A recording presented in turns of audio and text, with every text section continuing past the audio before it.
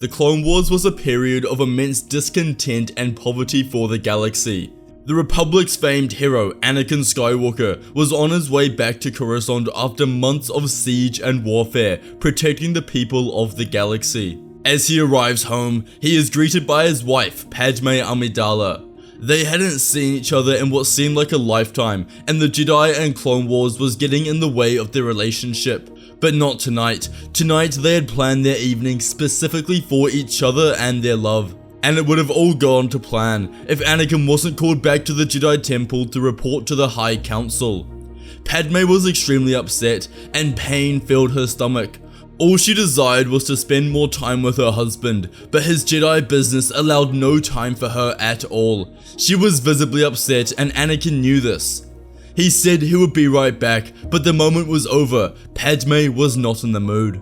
Anakin became upset very quickly. He explained that the Jedi continued to get between them. If it wasn't for their dogmatic ways, they could be together openly and freely. His wife agreed with him, but she said that he was helping the people of the galaxy. Anakin says that he doesn't need the Jedi to make a difference. It was clear that they were both fed up. Anakin has to leave and report to the council, and during this session, the council requests Padme go on a secret dangerous mission to the banking clan on suspicions that they were working with the Separatists. This was Anakin's final straw. He wouldn't place his wife in danger. He goes back to Padme's apartment and they discuss how the war has driven them apart. They never get to see each other anymore, and they agree that their priority must be their relationship. Together, they make the decision to leave the Jedi and Republic, going back to Padme's home world of Naboo.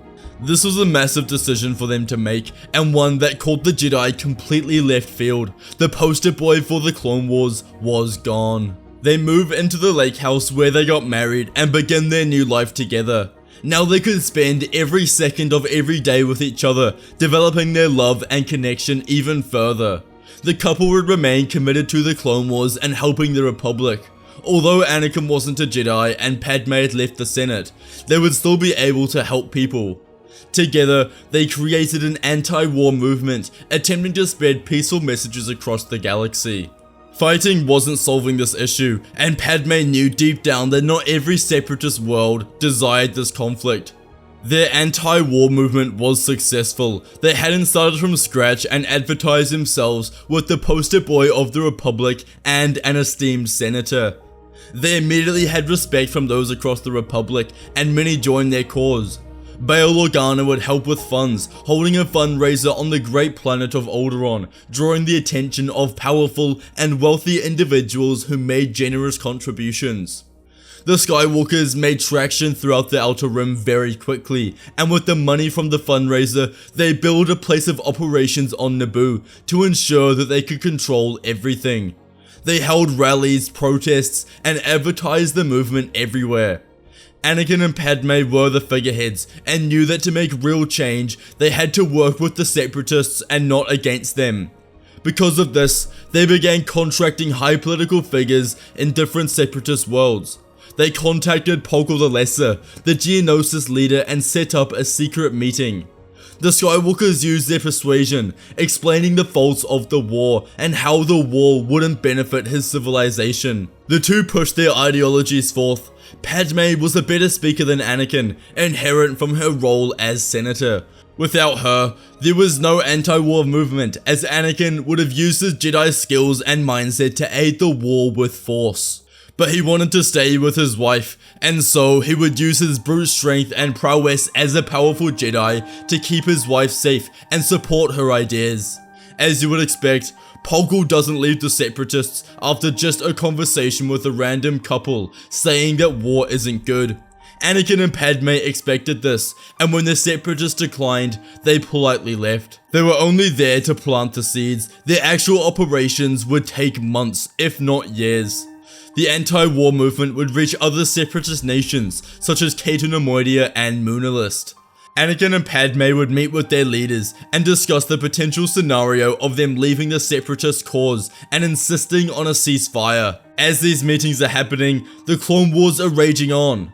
Geonosis would be invaded by the Republic in order to stop droid productions. Mandalore would make contact with the Republic, and Christophsis would be under attack by the Separatists. Palpatine spearheaded the Separatists and the Senate, and he ensured that war was always happening. When Anakin left the Order, he recognized that he wouldn't be able to turn him to the dark side, but this wouldn't matter. As long as Anakin wasn't on Coruscant, he would be able to take over the Jedi Temple with Order 66. He continued to generate public discontent for the Clone Wars, making it so that Coruscant and other Republic planets were becoming disguised with the Jedi's ineffectiveness. This would make his rule beloved by all when he provided the people of the Republic with the things they wanted. He always conveyed how he desired peace and would take the necessary steps to ensure this, but within the space of 3 months, Anakin and Padme had revealed Palpatine as someone who couldn't make substantial change. The two had already created a widely large and successful movement, backed by wealthy individuals and thousands of members working hard to promote peace.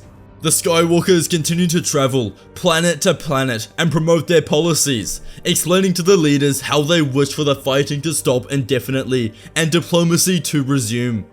During this time, the couple discover that they are pregnant with their first child, a feat that motivates them even more as they didn't want to raise a child in a war-torn galaxy.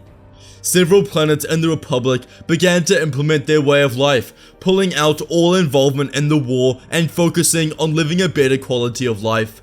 After dozens of meetings with the Skywalkers, Bail Organa agreed with their cause. He was a close friend of Padme and trusted her views. He made a massive decision that would change the course of his planet forever. He announced in the Senate that Alderaan would leave the Clone Wars and focus on bringing their nation peace. He knew that if the Separatists ever invaded them, the Jedi and Republic would send reinforcements. Others followed this notion after its success was exposed. After only a few months, the people of Caetanomoidia began an uprising in the cities, protesting towards their leaders that the war was not the correct path. When word of this reached Coruscant, senators' views on the war began to shift. Peace was prevailing. The Trade Federation became a target for the Galactic Senate, constantly questioned for their role as separatists and how their own people have turned against them. Peaceful protests turned violent when a group of civilians brought down an entire town square, calling for change. Pressure became too high for Newt Gunray, Lot Todd, and his advisors, and together they made the decision to leave the separatist cause, focus on rebuilding their planet's identity. This was a massive deal and completely shifted the tide of the war. The anti-war movement had become so high and sought after that the populace were able to overthrow the government. The impact this had on the separatists themselves was dire. Very quickly, the leaders began to argue amongst themselves. Dooku attempted to maintain order in the council meetings, but the second someone brought up the opposition in the streets of their planet, all hell broke loose. Palpatine hadn't foreseen this. He believed that if war reached an all-time peak, then the faith in the Jedi and Republic would be completely lost. But as circumstances were now, the Republic was winning. The Separatist Council had been plunged into so much array that for the first time ever, Darth Sidious had to intervene.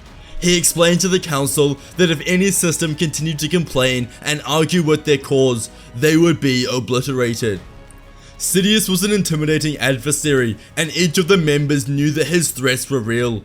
But in the end, the discontent from each of their own worlds was too much. Everyone simply wanted the fighting to stop, and they completely upset everyday life to ensure that government hears their pleas.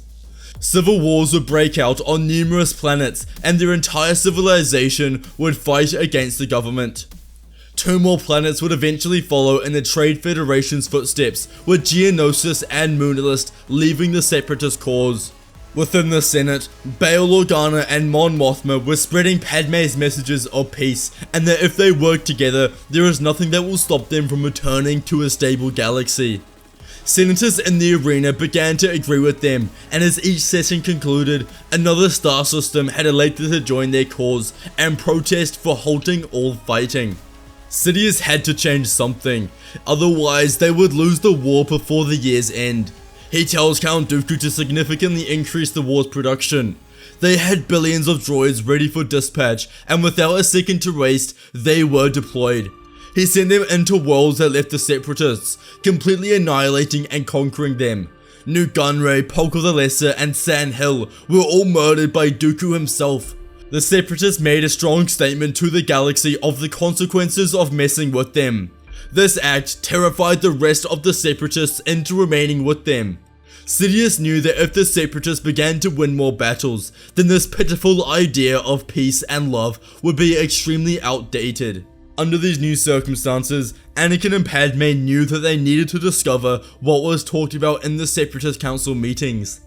Anakin devised a plan for him to sneak into the meeting on Sereno and gain some intelligence, but Padme informed him that he wasn't going alone. After much convincing, Anakin allowed her to come, but only because he knew she needed to hear what was said for herself.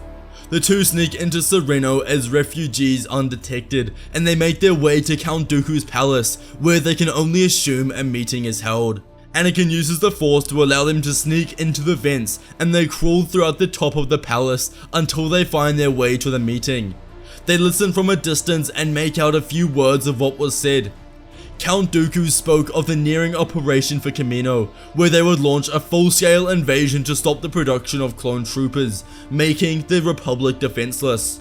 This made Padme gasp, and she accidentally banged her hand, causing the council members to turn their head.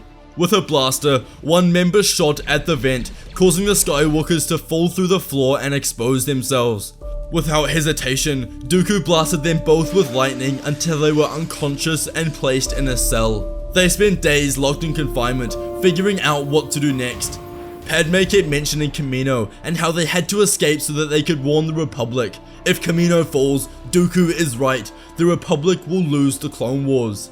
Their situation had never been more dire. The next time they are brought food, Anakin does something that Dooku didn't expect. He uses the Force to choke the guard, allowing himself to feel the dark side and bend it to his will. Anakin feels the dark side take over, but he has Padme to keep him in control. With the Force, the guard motions his hand towards the keys and lets Anakin and Padme out of prison. They had to move quickly if the Republic was to be saved. As they moved throughout the halls, the alarms were activated from their escape. Droids emerged and began firing at them, causing Anakin to ignite his lightsaber and destroy them. Padme picks up a blaster off the ground and fires at any incoming enemies. They round the next corner and find themselves inside Dooku's large office, overlooking the entire landscape of Sereno. As they enter, the door immediately shuts behind them and they hear the ignition of a crimson lightsaber. Dooku tells Skywalker that his journey ends here. Anakin replies, telling Dooku that the Sith are no more, the Clone Wars will soon be over and peace is finally restored.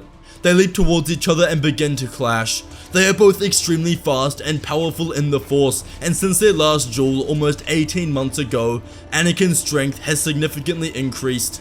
Padme runs to the corner of the room. She knew she was no use in the situation, and it was better for her to wait for Anakin to finish off Dooku. Anakin wasn't a Jedi anymore, which means he wasn't bounded by their dogmatic code. He used strength and aggression, and he didn't feel guilty. He wasn't grounded in darkness, but grounded in the pursuit of making sure his unborn child grows up with a father. Anakin spins his lightsaber behind his back before locking blades with Dooku. As they separated, Dooku shoots lightning at Anakin. When he blocks, Padme raises her blaster and shoots for the Sith Lord, causing his attention to momentarily shift. This gives Anakin the chance to strike forward and stab Dooku through the chest, killing him. Padme sprints towards Anakin and hugs him. They just killed Count Dooku, a death that would completely change the tide of the war. As Anakin motions to leave the room, Padme tells Anakin that they should look at the data on his desk. Both Skywalkers were absolutely shocked with what they found. This exact room had private chat logs with the Chancellor of the Republic's office. They were unable to open them without Dooku's password, but this was damning. They continued to look through his things to see what else they could find. Bank records depict the Chancellor sending finances to Sereno and the Separatists, meaning that Chancellor Palpatine wishes for the Separatists to win. Anakin felt completely betrayed. His close friend ever since he was a child was secretly a Separatist. They send this information and evidence to the Jedi Council, who then, along with anti-war senators, presented to the Galactic Senate. Outrage and anger filled each and every senator in the chamber. Palpatine had been completely caught off guard. Within moments, his entire operation had been exposed and his Sith apprentice was dead. Palpatine did his best to convince the senators that this had all been fabricated by the Jedi. He called for assistance from different friends in the arena, but none would hear his pleas. Announcing to the Senate that he had been a loyal member for over 30 years and this was a lie. But no one could ignore the evidence right in front of them. In unison, the entire arena begins to chant Order 65. Within mere moments, Order 65 was enacted and Chancellor Palpatine was arrested on the spot, taken to prison. It was over. Anakin and Padme would leave Sereno and go back to Coruscant to meet with the senators and the Jedi Council about this matter. They were thanked for their involvement, but they took no reward. They were just pleased that this conflict was over. They would now move to finish off the Separatists, ensuring a swift victory in the Clone Wars. With Palpatine's arrest, Anakin and Padme's job was done. They returned to Naboo where they would welcome twins named Jin and Shmi. They were happy and finally had everything they ever wanted. Peace had been secured and the Sith were now defeated. The Jedi and Senate were thanked for their hard work in uncovering the truth, and Anakin was even offered his position back as a Jedi. Yoda, Mace, and Obi-Wan could now see that Anakin was the chosen one, and through his acts, fulfilled the prophecy. But Anakin would decline, returning to a life with his wife and family. They called the lake house on the outskirts of Theed their home. When Jin and Shmi were old enough, Anakin would teach them the ways of the Force, but not under a motive to have them become Jedi or peacekeepers, but simply so that they could defend themselves and always had the ability to help others. Jin was more like his father Anakin, strong and determined, but Shmi took qualities from her mother. She was selfless and had a strong aptitude for helping people.